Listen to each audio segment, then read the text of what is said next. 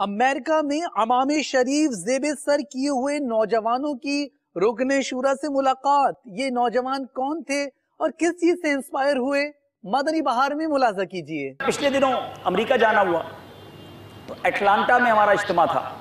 میں اجتماع سے فارغ ہوا, رات تقریباً 12 بج گئے تو 4 نوجوان, عمر میرا خیال ہے 20-25 سال ہوگی, وہ امامہ سجائے میرے پاس آئے رات 12 بجے امریکہ کے اندر.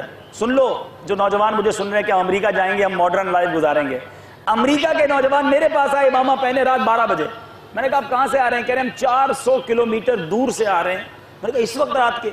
کہتے ہیں ہم آن لائن مدرسے میں پڑھتے ہیں, ہمارے قاری صاحب نے کہا تھا کہ عبدالحبیب بھائی آ رہے ہیں, آپ نے ان سے ملنے ضرور جانا ہے. تو 400 کلومیٹر کا فاصلہ طے کر کے آپ کے پاس آئے ہیں. صبح کارکردگی دیں گے قاری صاحب کو.